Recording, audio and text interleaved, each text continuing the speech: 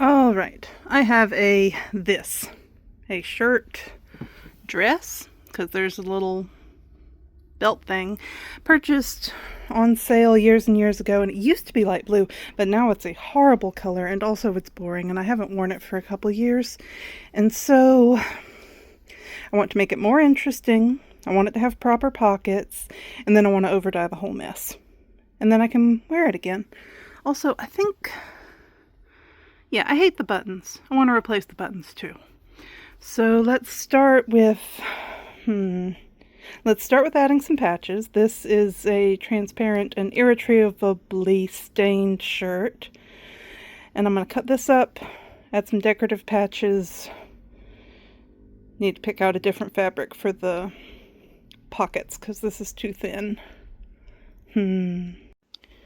If this doesn't work out, I'll admit it, but I cut out a kind of blob shape from the shirt.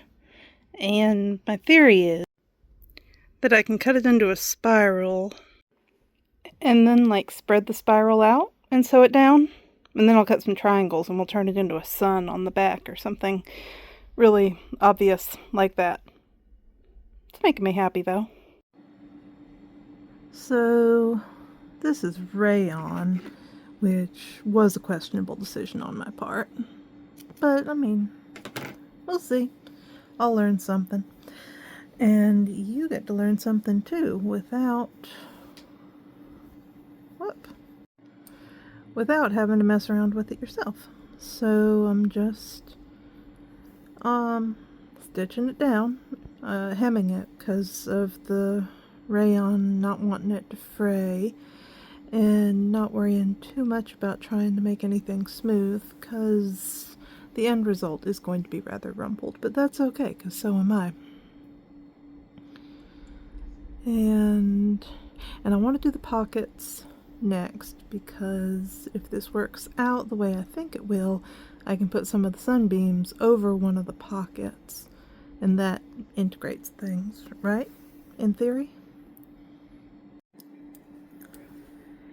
And we are doing white linen pockets because I don't even know. Because that was the scrap that presented itself to me. Not big pockets, just enough to put your hands somewhere pockets.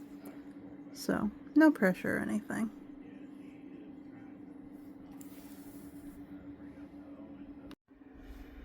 So my first thing was to not even try and center the spiral on the shirt because I would definitely be off, and better to be way off than a little bit. And then my next thing was to reduce the sleeves of that shirt to triangle-ish strips and then organize them so the butts are all together so I can see how long the points are. And also realizing there's some stains on this shirt that will hopefully be less obvious after everything. If you notice chaos, this is our new foster bunny, Ollie. Ollie, say hey. Trying to eyeball that over the pocket situation first.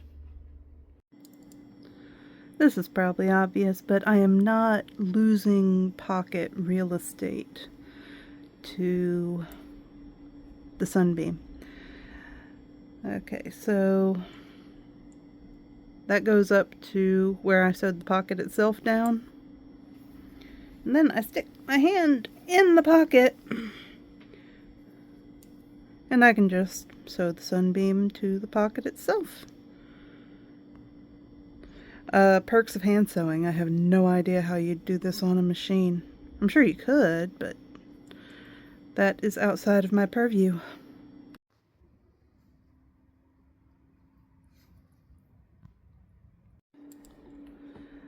This is truly just me being super impulsive. Let's see if I can remember the pattern while talking.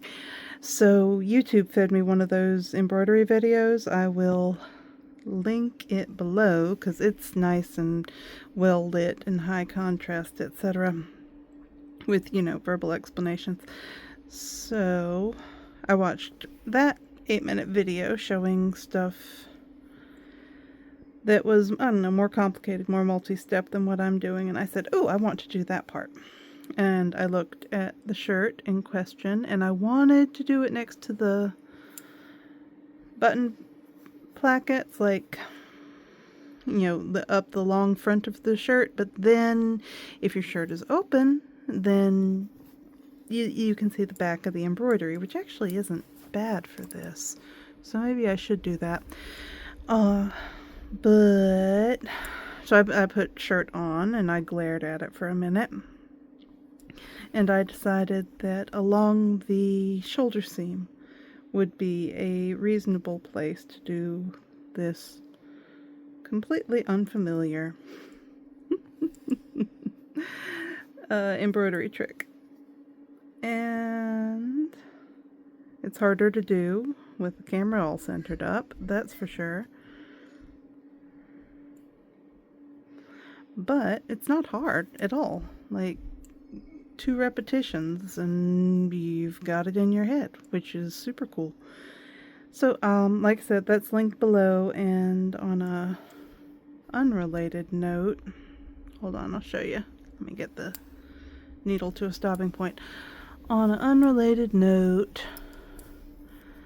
the button placket is all folded over. I think maybe the interfacing, if there was ever any in there, just dissolved. I don't know. But I'm not going to iron anything ever. And so I thought about patching linen over this to stiffen it further before adding the buttons back in. But I'm not thinking that'll work. What would you do about crumpled up button situation? Because I think I'm just going to let it stay crumpled. But we'll see. So yeah, just doing this over both shoulder seams to see how to add some detail. So here are the buttons I cut off the shirt, and here are the buttons I cut off the other shirt.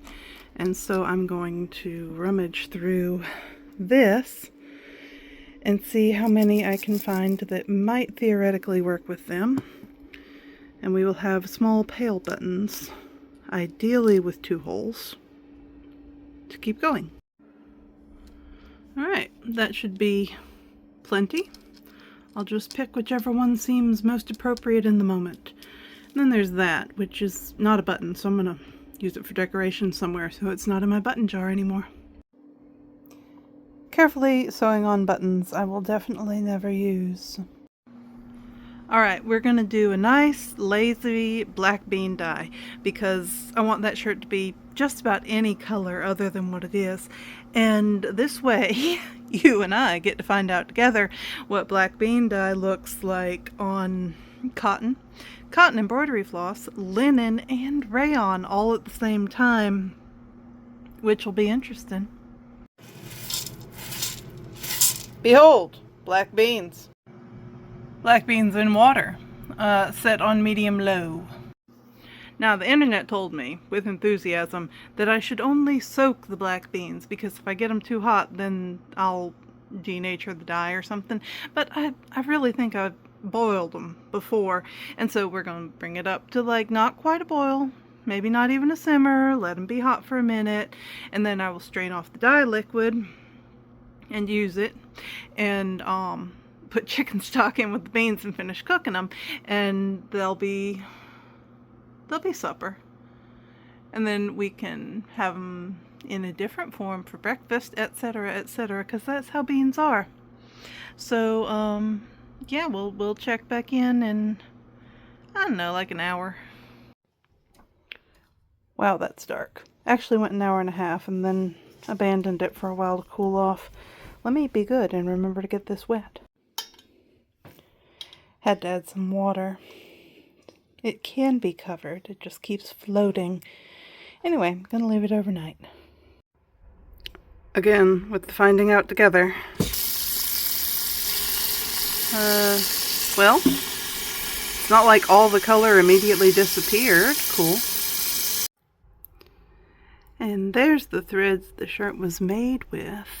And there's the cotton thread I used to sew the rayon on. You know what, let me get this rinsed and dried and then we'll see what it looks like. The shell beads survived their time in the dryer. You can see the original stitching. is still white. Oh, there's embroidery floss that was that yellow color and now matches everything else. Let's find a pocket. Pocket! Oh, and the rayon. So,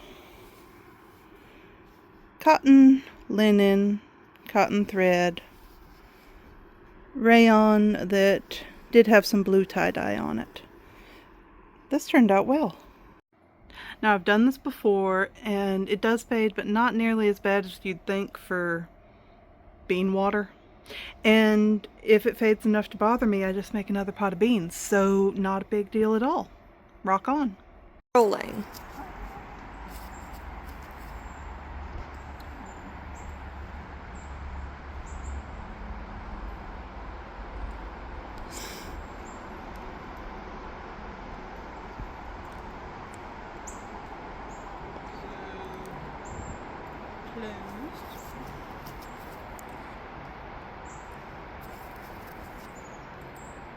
Pocket. Oh, the white stitching does stand out, doesn't it? Alright, all done.